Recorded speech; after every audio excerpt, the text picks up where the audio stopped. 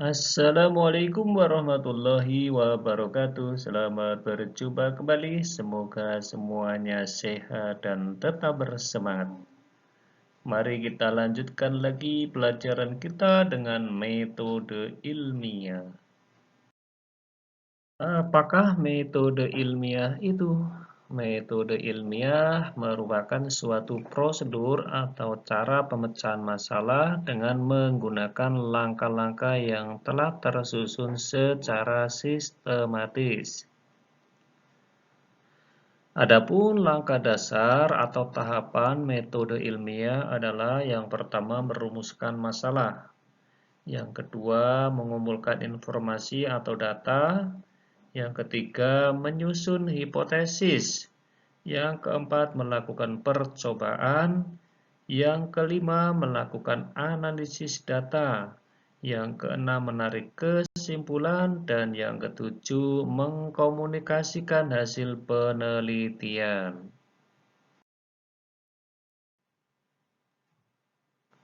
Yang pertama, masalah. Masalah biasanya berupa pertanyaan yang harus dijawab dengan melakukan sebuah penelitian secara ilmiah. Ada beberapa hal yang perlu diperhitungkan saat kita akan merumuskan masalah.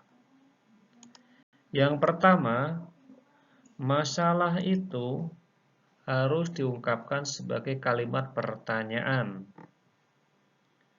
Kemudian yang kedua, kata-kata dari masalah haruslah singkat, ringkas, jelas, dan mudah dimengerti.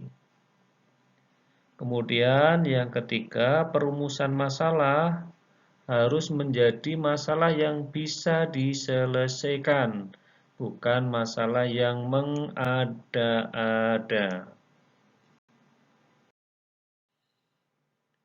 Kemudian yang berikutnya adalah mengumpulkan informasi atau data.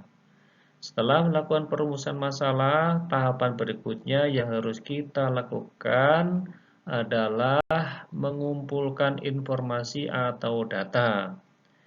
Ini dilakukan dengan observasi maupun dengan studi literatur seperti jurnal ilmiah, kemudian penelitian-penelitian lain yang sudah dilakukan sebelumnya. Yang selanjutnya adalah menyusun hipotesis. Pada tahapan berikutnya, setelah kita melakukan observasi dan mendapatkan data, maka yang harus dilakukan adalah membuat hipotesis. Hipotesis adalah jawaban sementara terhadap masalah yang masih bersifat praduga, karena harus dibuktikan kebenarannya melalui penelitian. Kita ambil contoh, misalnya pada penelitian tentang mengukur tingkat kejenuhan siswa yang belajar dengan metode daring dan tatap muka. Rumusan masalahnya adalah apakah ada perbedaan tingkat kejenuhan antara siswa yang belajar secara daring dengan siswa yang belajar dengan tatap muka. Kemudian hipotesisnya, siswa yang belajar secara daring memiliki tingkat kejenuhan yang lebih tinggi dibandingkan dengan siswa yang belajar tatap muka. Tentunya hipotesis ini didasarkan pada kenyataan bahwa siswa yang belajar secara daring umumnya mengalami kesulitan dan kurang dalam pengawasan. Tapi ini harus dibuktikan dengan percobaan. Langkah berikutnya adalah melakukan percobaan. Untuk menguji kebenaran dari hipotesis atau jawaban sementara yang telah kita buat di tahapan sebelumnya, maka kita harus melakukan percobaan atau penelitian. Penelitian harus dilakukan dengan teliti sehingga didapatkan data yang akurat. Di dalam penelitian atau percobaan kita kenal ada 3 variabel. Masing-masing adalah variabel kontrol, variabel bebas, dan variabel terikat. Variabel bebas atau variabel independen adalah variabel yang mempengaruhi perubahan pada variabel lain. Sedangkan variabel terikat atau variabel dependen yaitu variabel yang dipengaruhi perubahannya oleh variabel lain, yaitu variabel independen.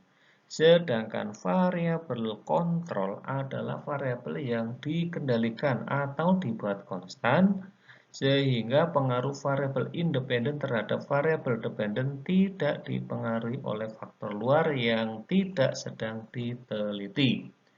Misalnya kalian meneliti pengaruh suhu terhadap kelarutan, maka suhu yang dibuat bermacam-macam itu adalah sebagai variabel bebas.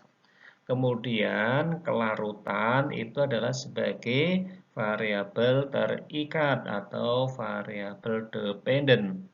Sedangkan variabel kontrolnya misalnya dibuat airnya sama volumenya, baik yang suhunya 30, 40, 50, sampai 100, volumenya sama. Kemudian gelasnya dibuat sama, dan seterusnya. Baik, kita lanjut. Yang selanjutnya adalah menganalisis data. Di tahapan ini, data-data yang telah kita peroleh dari hasil penelitian lalu dicatat dan diolah dalam bentuk grafik atau diagram, sehingga mudah untuk dianalisis. Setelah analisis data sudah selesai, langkah berikutnya adalah membuat kesimpulan. Penarikan kesimpulan dilakukan dengan cermat berdasarkan hasil percobaan tanpa adanya pengaruh pendapat pribadi. Kesimpulan merupakan jawaban sebenarnya dari hipotesis yang pernah diajukan. Misalnya, pada percobaan di muka, kesimpulannya adalah siswa yang belajar secara daring memiliki tingkat kejenuhan lebih tinggi daripada siswa yang belajar tatap muka dengan perbandingan 65% berbanding 20% jumlah siswa.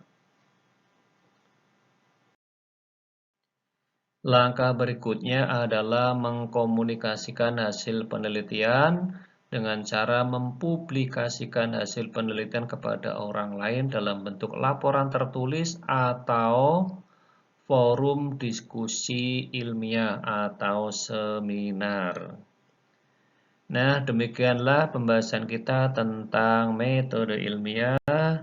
Semoga bermanfaat. Kita lanjutkan kembali dengan materi yang berikutnya di kesempatan yang akan datang. Sekian dan terima kasih. Assalamualaikum warahmatullahi wabarakatuh.